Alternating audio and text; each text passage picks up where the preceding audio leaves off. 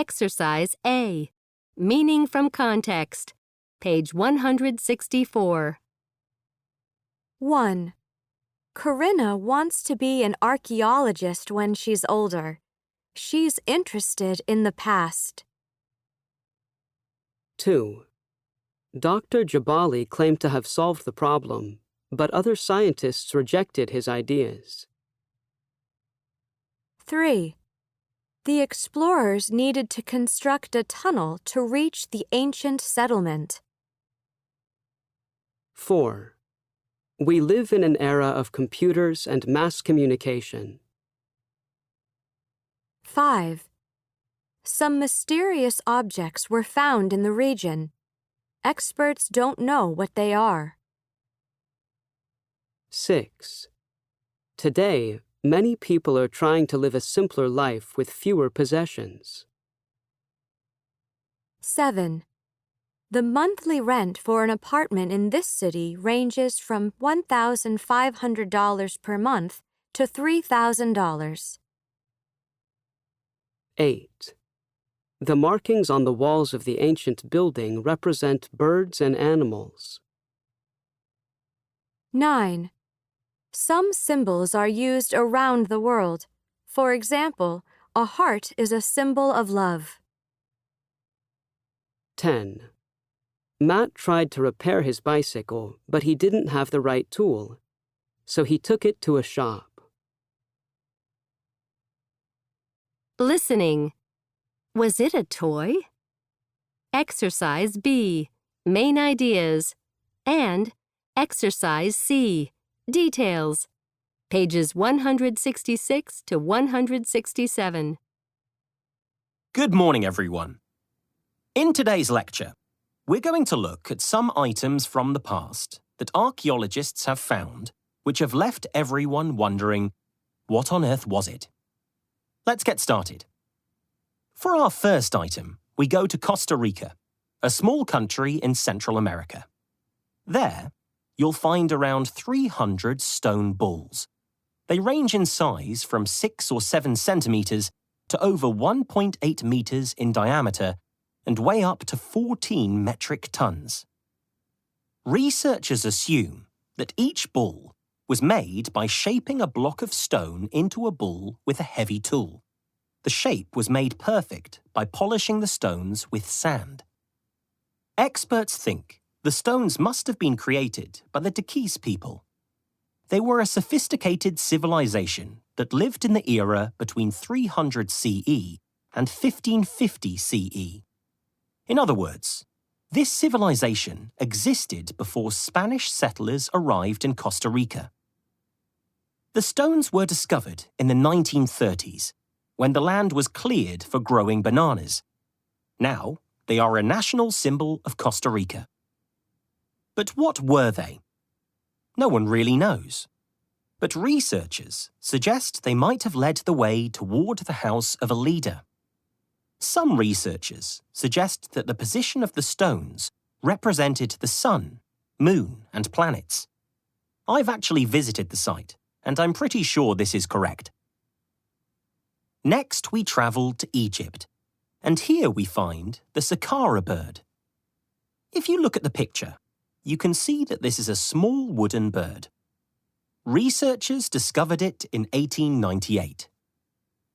What was it used for? Some suggest it might have been a child's toy. Others think it might have been used to predict the weather. And others wonder whether it was used to hunt water birds. Some experts claim that the shape and structure of the bird show that the ancient Egyptians understood how flight works. And some even believe that the early Egyptians might have constructed simple airplanes. As you can imagine, this theory is controversial, and most experts reject this idea. I'm certain they're right, and I believe that the bird was some kind of toy. But let's move on. Our journey around the world takes us next to Baghdad, the capital city of Iraq. Iraq is an ancient country once known as Mesopotamia, and it is well known as the home of some of the world's earliest civilizations. Many interesting objects have been found in the Baghdad area, but perhaps the most mysterious is the Baghdad battery. Now, you all use batteries to power your computer or your phone. But did you know the earliest one is about 2,000 years old? The Baghdad battery was discovered in 1936.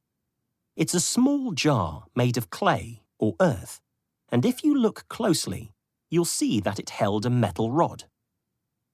One of the first scientists to examine the item concluded that it was an ancient battery, and when scientists made copies of it, they were able to produce small amounts of electricity. But here's the big question. Why did an ancient civilization need batteries? This has led scientists to think the battery might have been something different. Perhaps a tool used in medicine. It might be a long time before we find the answer to this puzzle. Though only one of these batteries has ever been found, I wonder if there are more of them still buried in the desert. We can guess, but at the moment, we just don't know. Finally, let me tell you about an item that has many versions, and these have been found all across Europe. These are the Roman dodecahedra. Now, as you might have learned in math class, a dodecahedron is a shape with 12 sides. Take a look at the photo. As you can see, these are 12-sided balls with holes in each side. About 120 of them have been found, ranging in size from 2.5 centimeters to about 10 centimeters. Some of them are covered in symbols, but no one is really sure what these symbols represent. Scientists have several theories about what these items were. Farmers might have used them to hold seeds. The holes would tell the farmers how many seeds to plant. They might have been part of a game, fishing tools, musical instruments, or children's toys. Or, quite simply, they might have been decorative items, perhaps candle holders. One interesting thing to note is that similar items have been discovered along the Silk Road in Asia. I think there might be some kind of connection, perhaps through trade, but at the moment, we don't know. I wish our ancestors had left better information about their possessions. We might all be wiser today. Exercise D. Focused listening. Page 167. 1. Some researchers suggest that the position of the stones represented the sun, moon, and planets. I've actually visited the site, and I'm pretty sure this is correct. 2. As you can imagine, this theory is controversial, and most experts reject this idea. I'm certain they're right, and I believe that the bird was some kind of toy. 3. Though only one of these batteries has ever been found, I wonder if there are more of them still buried in the desert. 4.